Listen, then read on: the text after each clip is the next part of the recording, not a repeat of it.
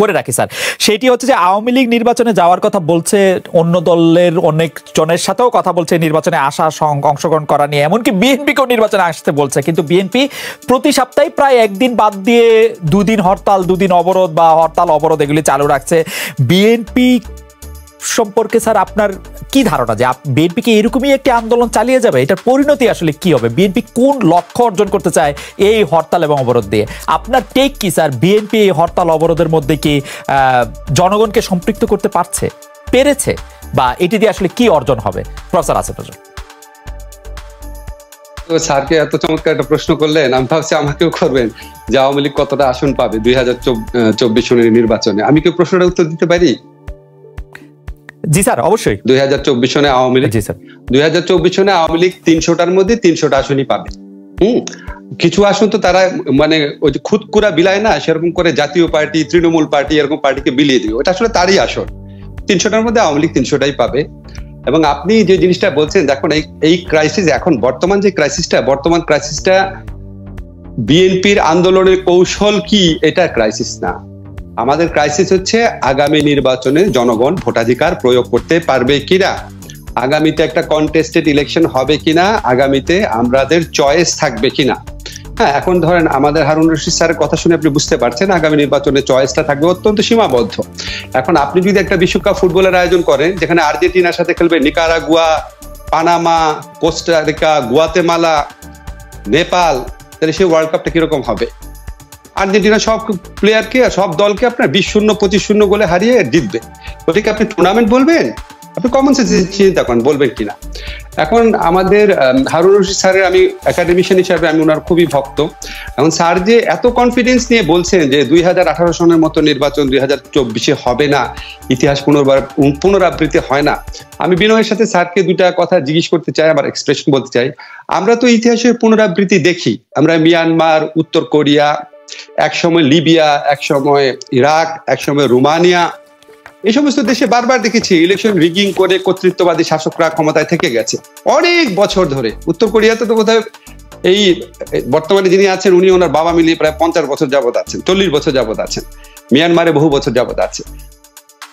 খারাপ কাজ ভালো কাজ দুইটাই রিপিট করা যায়, এবং খারাপ কাজ করতে করতে এমন এক্সপার্টিস জন্মায়, এমন বিশেষজ্ঞ জ্ঞান অর্জন করে খারাপ কাজ যারা করে তারা এটাকে কন্টিনিউ করতে পারে। যে জন্য আপনি দেখবেন বহু সিরিয়াল কিলার আছে 40-50টা পর্যন্ত খুন করে, তো 40-50 বার খুন করা গেলে 4-5 বার ইলেকশন রিগিং করা যায়। আর স্যার যেটা বলছেন এবার মানে কারচুপি হবেই না, আমি বুঝতে পারছি না উনি কি লক্ষণ দেখে বলছেন। নির্বাচন হওয়ার আগেই তো কারচুপি শুরু হয়ে গেছে। কারচুপির প্রসেসটা হচ্ছে আদালত এবং ক্রিমিনাল জাস্টিস সিস্টেমকে ব্যবহার করে। আপনি ভালো করে লক্ষ্য করবেন, অনেক পত্রিকা লেখালেখি হচ্ছে, আমি জানি না স্যারের নজর আসছে কিনা, 2014 এবং 2018 সনের নির্বাচনের আগে অনেক গায়েবী মামলা করা হয়। আমি একটু মনে করিয়ে দেই, প্রথম আলোর একটা রিপোর্ট ছিল ভয়ঙ্কর সেপ্টেম্বর নামে। ওই সেপ্টেম্বর মাসে যে মামলাগুলা করা হয়েছিল, প্রথম আলো রিপোর্টার, সমকালো এরকম রিপোর্ট করেছিল, আরো কিছু কিছু পত্রিকা রিপোর্ট করেছিল। তারা গিয়ে দেখেছে 34টা স্পটে গেছে, সেখানে পুলিশ যে গায়েবী মামলা বা মিথ্যা বা ভুয়া মামলা করেছে, এখানে ককটেল বিস্ফোরণ হয়েছে, পুলিশের উপর হামলা হয়েছে, 34টা জায়গায় গিয়ে শুনেছে। আপনি একটু আমাকে একটু টাইম দিবেন প্লিজ। 34টা জায়গায় গিয়ে শুনেছে এটা ভুয়া, এ ধরনের মামলা হয় নাই। ওই সমস্ত মামলা এখন দ্রুত বেগে শাস্তি দেওয়া হচ্ছে, ওই মামলাগুলাতে দ্রুত বেগে শাস্তি দেওয়া হচ্ছে, এবং অস্বাভাবিক গতিতে রাতের বেলা কোর্ট বসিয়ে পুলিশকে ইনস্ট্রাকশন দিয়ে যে এফআইআর এর মধ্যে তার যে বক্তব্য আছে এক্স্যাক্টলি ওই কথা ট্রায়ালে বলতে হবে, যেটা একটা সম্পূর্ণ বেআইনি আদেশ। মানে আদালত, যদি আমি এফআইআর এ মিথ্যা কথা থাকে, আদালতেও আমাকে মিথ্যা কথা বলতে হবে। এটা ইনস্ট্রাকশনের মানে হচ্ছে এটা। এইরকম প্রক্রিয়ায় বিএনপির যারা, ধরেন আজকে বিএনপি ঘোষণা দিলাম ইলেকশনে অংশ নিতে চাই, তাহলে দেখা যাবে বিএনপির যারা ইলেকশনে জিতে আসার কথা, যারা সম্ভাব্য প্রার্থী আছে, তাদের অন্তত 50% মতো অলরেডি মামলায় সাজা পেয়েছেন বা সাজা পাওয়ার অপেক্ষা আছে, নির্বাচন আগে সাজা পেয়ে যাবেন। একই সাথে সাথে আমরা উচ্চ আদালতের ইন্টারপ্রিটেশন শুনেছি যে ট্রায়াল কোর্ট যদি সাজা দেয়, যত ভুয়া সাজাই হোক, এটা সেই সাজার বিরুদ্ধে আপনি যখন অ্যাপিল করবেন, ওই আপিলকালীন সময় আপনি ইলেকশন অংশ নিতে পারবেন না। তা আপনি কি মেসেজটা পড়তে পারছেন না? বিএনপি যদি আজকে ডিসিশন নেয় আমি ইলেকশনে যাব, তার মানে বিএনপির তখন যারা শক্তিশালী ক্যান্ডিডেট আছে, যারা সংগঠক আছে, যারা ভালো নেতা আছে, তারা কেউ ইলেকশনে অংশ নিতে পারবে না। এই ব্লু প্রিন্টটা তো স্পষ্ট। খালি আমি একটু বলি, এটা খুব জরুরি জিনিস। 2014তে ইলেকশন করেছে 153টা আসনে প্রতিদ্বন্দ্বী দাঁড়াতে না দিয়ে। 2018 সনে ইলেকশন করেছে রাতের ইলেকশন। এইবার ইলেকশন তো ভেরি ক্লিয়ার, এটা আইন আদালত ব্যবস্থার মাধ্যমে ইলেকশন করছে। পুরাটা বিএনপি এখন অন দ্য রান আছে। আপনারা তো পত্রপত্রিকা দেখেন, তো আমার বানানো কথা না। আদালতে সাক্ষ্য দিতে যেতে পারছে না, ওইখানে গেলেও পুলিশ ধরবে এবং তাদের অনুপস্থিতি শাস্তি হয়ে যাচ্ছে। আমার একটা প্রশ্ন ছিল যে আমি আপনার সর্বশেষ আমার কাছে মানে যে কলামটা আছে আপনি যেটা লিখেছেন 28 অক্টোবর ঘিরে অপবাদের রাজনীতির পরিণতি কি, সেটি শুরু হয়েছে যে এরকম একটি লাইন দিয়ে নিজেদের পছন্দ মতো ব্যবস্থা নির্বাচন করার যে মিশন সরকার ঘোষিত মিশন সরকারের ছিল 28 অক্টোবরের ঘটনাবলীর মাধ্যমে তা পূরণ করার পরিস্থিতি সৃষ্টি হয়েছে। আমরা আগের পরে ঘটনা জানি, সেজন্য আমি সরাসরি কথায় আসছি। কিন্তু স্যার আপনি জানছেন বা লিখছেন যে মিশন সরকারের ছিল 28 অক্টোবরের ঘটনাবলীর মাধ্যমে তা পূরণ করা হয়েছে। কিন্তু স্যার যদি আপনি 28 অক্টোবরের ঘটনাবলী দেখেন, যেটা আপনি নিজেও বলছেন এরপর ঠিক কিভাবে সংঘর্ষ ছড়িয়ে পড়ে তা আমরা জানি না। আপনি কিছু উস্কানির কথা বলেছেন যে উস্কানি দেওয়া হয়েছে, কিন্তু সেইভাবে এক পর্যায়ে পুলিশ ও বিএনপির কর্মীদের মারমুখী অবস্থা আমরা আপনাকেই দেখছি। আমরা দেখেছি পুলিশের এক সদস্যকে ফুটপাতে নির্মমভাবে হত্যা করতে দেখেছি। অর্থাৎ সরকারের যে প্লট সেটা যে বিএনপি পূরণ করলো, বিএনপি সুযোগটা করে দিল, সেটাও স্যার আপনি আপনার লেখায় লিখছেন। এবং এই যে বিএনপির ধরপাকড় মামলা যেগুলির কথা আপনি বলছিলেন, সেইটার জায়গা থেকেও যদি স্যার আপনি বিএনপির জায়গাটাও একটু বলতেন। আমার লেখার মূল মেসেজটা কি ছিল? এটা লেখাটা হেডিং ছিল অপবাদের রাজনীতি, এবং আমি বলেছিলাম একটা ফ্রেঞ্চ প্রবাদ আছে, আপনি যদি কোনো একটা কুকুরকে হত্যা করতে চান আপনি বলুন না জলাতঙ্ক হয়েছে। এই যে আপনি বলছেন প্লট, দেখেন এই প্রশ্নটা কিন্তু আমি বিভিন্ন টক শোতে দেখছি, সরকারের ফাঁদে পা দিয়েছে বিএনপি, সরকারের প্লটে পা দিয়েছে বিএনপি। একটা সরকার ইলেকশনে করার আগে তাকে এত প্লট করতে হয়, তাহলে সে সুষ্ঠু ইলেকশন করবে আপনি বিশ্বাস করেন কিভাবে? সে যদি প্লট করে, ধরে নিলাম বিএনপি সরকারের প্লটে পা দিয়েছে, সে যদি প্লট করে বিরোধী দলের জনসভাকে সাউন্ড গ্রেনেড মারিয়ে উড়ে দিবে, তারপর বিরোধী দলের সমস্ত নেতাকে গ্রেফতার করতে পারে, নির্বিচারে গায়েবী মামলা দিতে পারে, নির্বিচারে অপবাদ করতে পারে, ইলেকশনের মাঠ থেকে একটা দলকে জেলখানায় ঢুকিয়ে ইলেকশন করতে পারে, এটা যদি একটা সরকারের প্লট হয় ফাইন, আপনি তাকে অ্যাপ্রিশিয়েট করতে চাইলে অ্যাপ্রিশিয়েট করেন। কিন্তু এটা বললেন না যে এই সরকার সুষ্ঠু এবং অবাধ নির্বাচন দিবে, অসম্ভব। এটা ওটা বারবার যে বলেছে যে তাদের আন্ডারে ইলেকশন হবে, এক্স্যাক্টলি এই সেটিং এ ইলেকশন হবে, এক্স্যাক্টলি ওই মিশনটাই পূরণ করছে। ওই মিশনের পথে যারা বাধা দিয়েছে তাদেরকে সর্বোচ্চ পর্যায়ে শক্তি প্রয়োগ করে তাদেরকে এই রাজনীতির মাঠ থেকে দূরে করে দিয়েছে। আমি একটা কথা আপনাকে বলি, আমরা যখন কম্পারিজন করি না, ধরেন আজকে আপনার কি মনে আছে খালেদ, আপনি যখন সাংবাদিক ছিলেন, আমাদের হারুন স্যারও তখন অনেক তখনও লেখালেখি করতেন। আপনি দেখেন 1996 সনে বিএনপি যখন একটা ভুয়া নির্বাচন করতে গেছে ফেব্রুয়ারি মাসে, তখন কিন্তু আওয়ামী লীগও সমান ধ্বংসযজ্ঞ চালিয়েছিল, কোন কোন ক্ষেত্রে বেশি চালিয়েছিল। আমি আজকে একটা পত্রিকাতে দেখলাম যে তখন একদিনে চট্টগ্রামে 200 গাড়ি পোড়ানো হয়েছিল, একদিনে। আপনি যদি চান আমি কাটিংটা পাঠিয়ে দিব। এবং আপনি জানেন রেল লাইন উপড়ে ফেলা হয়েছে, রেল লাইনে বগিতে আগুন দেওয়া হয়েছে। ধ্বংসযজ্ঞ তখনও তো আওয়ামী লীগ করেছিল, তো আওয়ামী লীগ কি তখন উধাও হয়ে গেছে? আমি তখনকার আওয়ামী লীগের আন্দোলন এবং বিএনপির আওয়ামী লীগের দাবি মেনে নেওয়া এবং এখনকার সময় যখন আমি কম্পেয়ার করি, তখনকার কাছে আমার মনে হয় কি রং কি হয়েছিল, মানে পার্থক্যটা কোথায়? পার্থক্যটা হচ্ছে তখন আওয়ামী লীগ যখন ধ্বংসযজ্ঞের রাজনীতি করেছে তখন পলিটিক্যাল ভোকাবুলারিতে এটাকে আমরা আন্দোলন হিসাবে স্বীকৃতি দিয়েছি। আর এখন পলিটিক্যাল ভোকাবুলারিতে যেহেতু আওয়ামী লীগ এটাতে খুবই দক্ষ, আওয়ামী লীগ এটাকে অগ্নি সন্ত্রাস ধ্বংসযজ্ঞ এটা নাম দিতে পেরেছে। এক, দুই হচ্ছে তখন তীব্র আন্দোলন যখন আওয়ামী লীগ করেছে তখন বিএনপি তীব্রভাবে রাষ্ট্রীয় শক্তিতে এটা দমন না করে মেনে নিয়েছে। আর এখন যখন বিএনপি তীব্র আন্দোলন করতে যাচ্ছে, আওয়ামী লীগ তীব্রতম রাষ্ট্রীয় শক্তি প্রয়োগ করে 15 বছর ক্ষমতা আছে। এই ব্যাপারে গুলিতে আমি একদম সম্পূর্ণ আপনার সাথে একমত, কিন্তু ছোট করে একটু জানতে চাই যে আপনি পলিটিক্যাল ভোকাবুলারিতে চেঞ্জের কথা বলতেছেন, সেই চেঞ্জটা কেন আসলো? আপনি কি ঢালাও এরকম ভাবে বলবেন যে সব সাংবাদিকরা আওয়ামী লীগের দালাল হয়ে গেছে, সব বুদ্ধিজীবীরা আওয়ামী লীগের পয়সা খেয়েছে, না কি মানে যেটা বলা হয় আর কি যারা ইনফ্লুয়েন্সাররা বলে, আসলে কি ভোকাবুলারিতে? Good question. ভোকাবুলারিতে এসেছে কারণ আওয়ামী লীগ 15 বছর ধরে ক্ষমতায় আছে। আপনার এটা বুঝতে হবে, দুইটা দলের মধ্যে শয়তান এলিমেন্ট আছে, ভালো এলিমেন্ট আছে। এখন আমি যদি 15 বছর ক্ষমতায় থেকে আমার শয়তান এলিমেন্টটাকে নারিশ করি, তাহলে আমি কত বড় শয়তান হব? 15 বছর যদি ক্ষমতায় থাকার সুযোগ পায় বিএনপি, তাহলে বিএনপি ওরকম ন্যারেটিভ তৈরি করতে পারবে। আচ্ছা, 15 বছরে আওয়ামী লীগ কি করেছে? আওয়ামী লীগ সমস্ত মিডিয়া যেটা আছে তার কর্তৃত্বে নিয়ে এসেছে অথবা প্রচন্ড প্রেসারে রেখেছে। আপনি তো জানেন খালেদ, আপনি তো এটা জানেন যে প্রথম আলোতে বেসরকারি প্রতিষ্ঠান যারা আছে তারা পর্যন্ত এখন বিজ্ঞাপন দিতে পারে না। এটা তো মিথ্যা কথা না নাকি? এটা কথা ছাপা হয়নি, বাট আপনি তো জানেন। এখন এই ধরনের প্রেসার, কোন প্রোগ্রামে প্রথম আলোর এডিটরের বিরুদ্ধে হত্যা মামলা হয়ে গেছে, প্রোগ্রাম করেছে আনিসুল হকের প্রোগ্রাম, আনিসুল হকের বিরুদ্ধে মামলা হয়নি, প্রথম আলোর এডিটরের বিরুদ্ধে হত্যা মামলা হয়েছে। এগুলি দেখে কি বোঝা যায় না কিভাবে কি প্রেসার দিতে যাচ্ছে? মাহফুজ আনামের বিরুদ্ধে 90টা মামলা কি কোনো আমলে হয়েছে? ডক্টর মোহাম্মদ ইউনূসকে প্রায় জেলে ঢুকিয়ে দিচ্ছে কি কোনো আমলে চিন্তা করা গেছে? এখন আপনি যখন ক্রমাগতভাবে অন্যায় করতে করতে যখন আপনি ডিফিটেড না হন, তখন আপনার প্রবল শক্তি জন্ম নেয়। আমি একটু শেষ করি।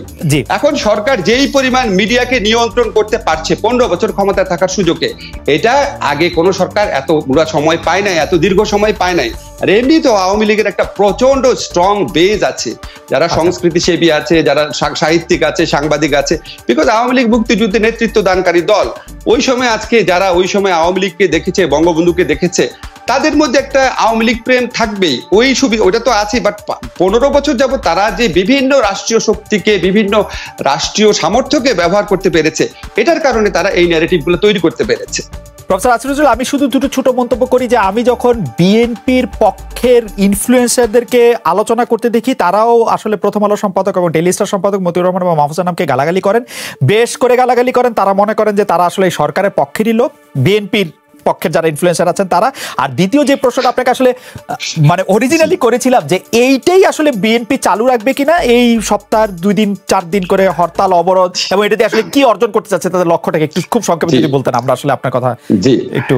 জি, আমি তো আসলে আমাকে বিএনপি ইনফ্লুয়েন্সার ভাবি না, এবং আপনি দেখবেন কখনো যে হারুন স্যার আমাদের ঢাকা বিশ্ববিদ্যালয়ে প্রবেশী ছিলেন, স্যার খুব ভালো করে জানেন যে আমি কখনো কোনোদিন কোনো দলের পক্ষে ইলেকশনে অংশ নেই নাই। হ্যাঁ, মানে আর আমার মানে আমি চেষ্টা করেছি নৈর্ব্যক্তিকভাবে অনেক কিছু দেখার, নিরপেক্ষভাবে অনেক কিছু দেখার, এবং আমি সবসময় স্বপ্ন দেখি একসময় আওয়ামী লীগ বিরোধী দলে যাবে, তখন যখন আমি যদি যায়, তখন যখন আমি আওয়ামী লীগের পক্ষে কথা বলবো এবং বিএনপি যদি ক্ষমতায় যায় তাদের বিপক্ষে কথা বলবো, এই সুযোগটা যেন আমার জীবনে একবার অন্তত আসে, যাতে মানুষ বুঝতে পারে যে কোনো দল ভিত্তিতে আলোচনা করি না।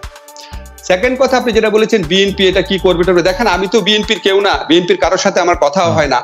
তবে আমি যখন মাঝে মাঝে চিন্তা করি, যেহেতু আমি পলিটিক্যাল অ্যানালিস্ট ছিলাম, আমি সাংবাদিক ছিলাম, বিএনপি কি করার আছে, আমি কিন্তু আমাকে কনভারসেশনে যখন অনেকে খুব ফ্রাস্ট্রেটেশন ফিল করে, আওয়ামী লীগ পন্থীর লোক, নিরপেক্ষ লোক বা বিএনপির লোক, আমি তখন বিএনপিকে গালাগালি দিয়ে শুরু করে, এরা কিছু করতে পারে না, কিছু স্ল্যাংও বলে। আমি বলি ভাই, আপনি বিএনপির লিডার হলে কি করতেন? এখন খালেদ, আমি আপনাকে একটু জিজ্ঞেস করি, আপনি বিএনপি লিডার হলে কি করতেন? কারণ হারুন স্যার বলছেন যে বিএনপির উচিত এখন ইলেকশনে আসা।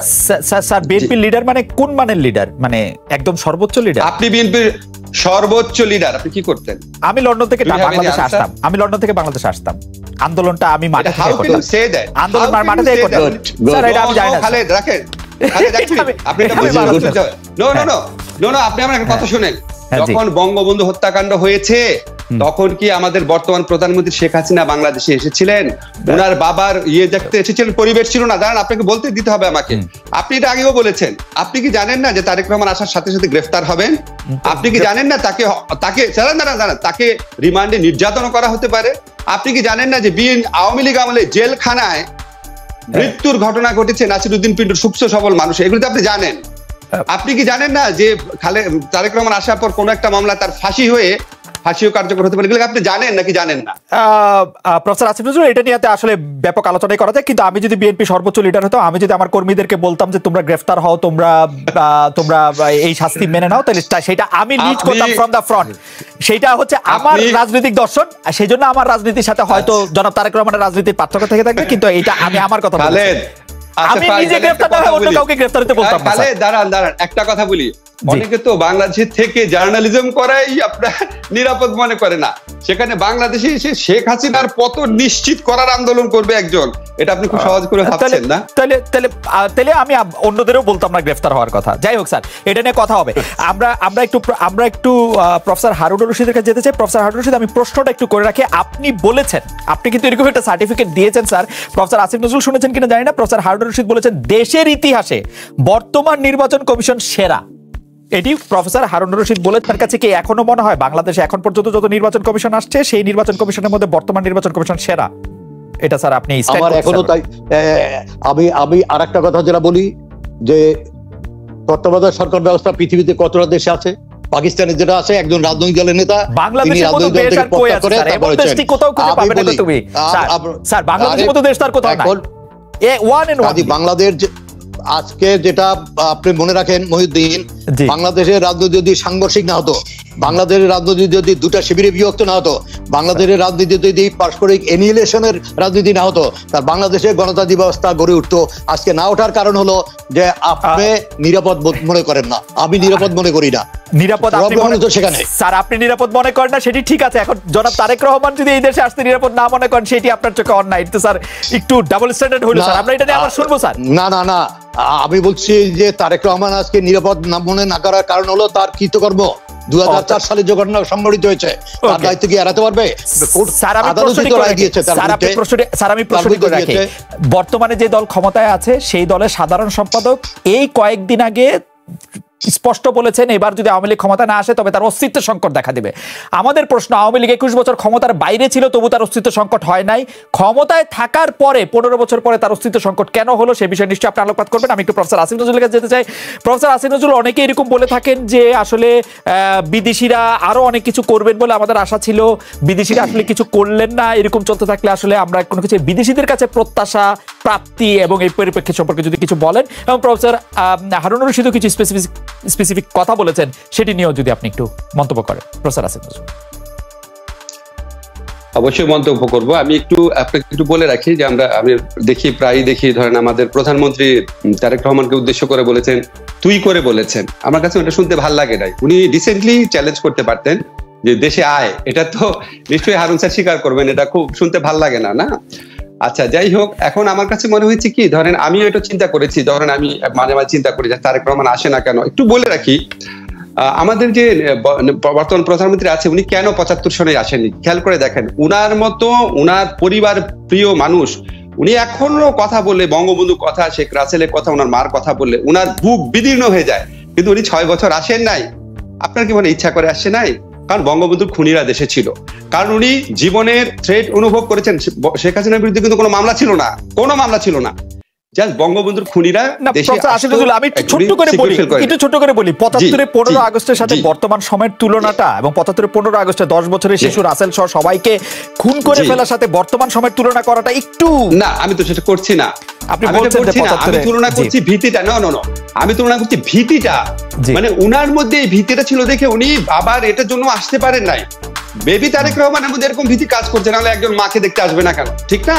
এটা আমি চিন্তা করছি যে আপনি বর্তমান পরিস্থিতি আপনারা জানেন কি কি করা সম্ভব। একটা দেশের প্রধানমন্ত্রী যখন প্রকাশ্যে এরকম বলেন, তা আমারই তো ভয় লাগছে, বোধহয় এয়ারপোর্ট থেকে বোধহয় মানে বেরোতেও পারবে না বোধহয়, সম্ভবত। আমারও সত্যি মনে হয় এরকম। আচ্ছা, আপনি আমাকে প্রশ্নটা কি করেছেন, খুব ইন্টারেস্টিং প্রশ্ন। আমি প্রশ্ন করছিলাম যে বিদেশিরা কিছু করলো না, বা বিদেশিরা অনেক কিছু করার কথা ছিল, সেটা আমি বলি।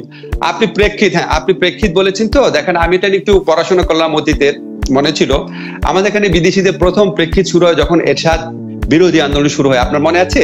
স্যার স্টিফেন শোলার, যে কংগ্রেস সদস্য, উনি আওয়ামী লীগ এবং বিএনপির আবেদনের প্রেক্ষিতে উনি ফরেনার্স কি একটা অ্যাসিস্ট্যান্স অ্যাক্টের মধ্যে গণতন্ত্র না আসলে বাংলাদেশকে যেন সাহায্য না দেওয়া হয়, এই ধরনের একটা দাবি তুলেছিলেন, চেষ্টা করেছিলেন এটাকে ঢুকানোর জন্য। এরপরে প্রতিটা